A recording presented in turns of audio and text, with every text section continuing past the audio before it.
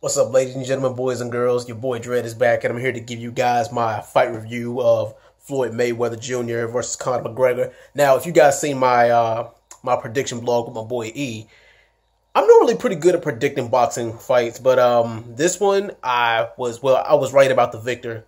I said my original prediction was Floyd by unanimous decision, but Floyd actually won by a 10th round technical knockout. Now, this does mean something for this to not only be Floyd's last fight, as he's saying, but for him to get a stoppage, and for him to get a stoppage against a tough mixed martial artist opponent. But just a quick overall view of the fight. Now, the first 3 rounds easily belonged to Conor McGregor. Now, it was funny because Conor, he did a hell of a lot better than people were expecting him to do. Of course, people expected him to come out guns blazing against Floyd because Floyd is a very meticulous fighter. He's a very, patient fighter. He picked his spots and capitalized off his opponent's mistakes. But the thing is, Conor McGregor in MMA is a counterpuncher, and he showed his counterpunching ability as well tonight. But I mean, look at what McGregor managed to do. He landed a meaningful shot, an uppercut to Floyd's jaw in the first round. That just snapped his head back. I was like, whoa. Like, is Conor really this good? Or is Floyd starting to slow down? Like, is his age starting to show, and he's starting to slow down in there? But yeah, in the first 3 or 4 rounds, Conor did what a lot of people didn't think he would do, and it was able to land some meaningful shots on Floyd. But as the fight went on, vintage Floyd Mayweather, he started to walk his opponent down. He started to pick his spots more. He started to work that jab, and he landed, I think the final punch stats show that he landed 58% of his jabs. But the thing is, the majority of Floyd's punches were all landed after round 6. Like, I believe in the first 3 rounds, he didn't even throw a total of 30 punches.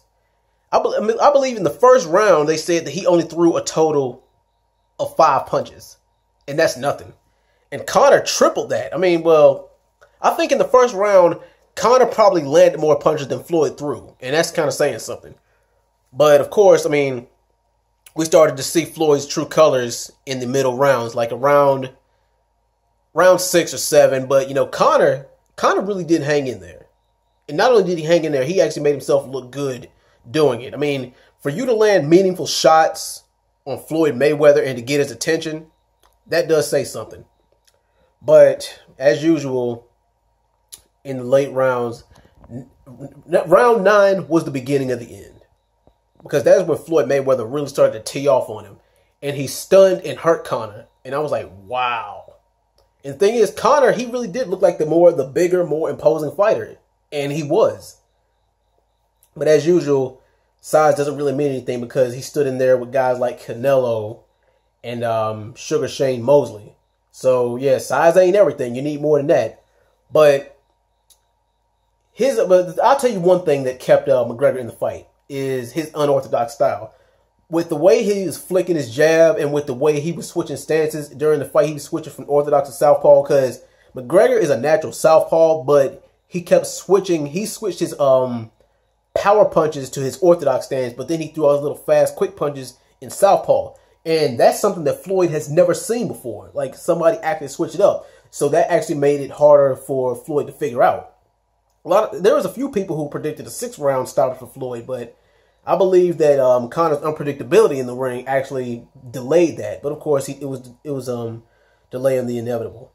But me and everybody else said that Conor's best chance was to get a knockout within the first 4 rounds.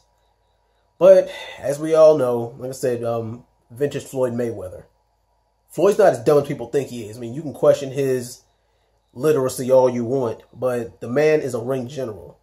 And he, in his post-fight interview, he said that he knew that if he can weather the storm for 25 minutes, because that's what standard MMA fights are, 20 to 25 minutes, 3 5-minute rounds, 5 5-minute rounds, and he's like, well, his gas tank is on E, so now I can really get him. I can go after him.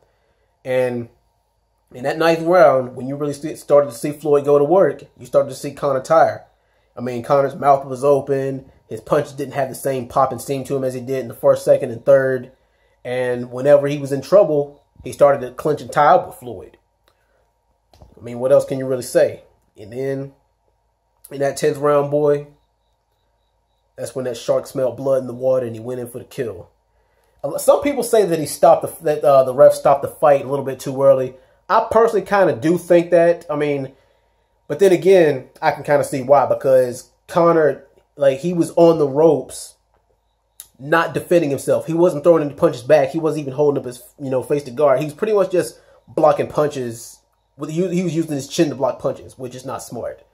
I mean, you win some, you lose some, but you live to fight another day. And I really do feel sorry for Conor McGregor's next opponent, whether it be boxing and or MMA, because now he has to wash the taste out of his mouth for this loss. But yeah, that's pretty much just overall my thoughts on it. I mean, Mayweather, enjoy retirement, and Conor, you're 29 years old. You still got at least a good 5 years left ahead of you. And I actually would not mind. I mean, with the impressive performance that Conor put on tonight, I actually wouldn't mind seeing him box a couple more times. He can beat B-rank fighters like Paulie Malignaggi and stuff like that, and maybe even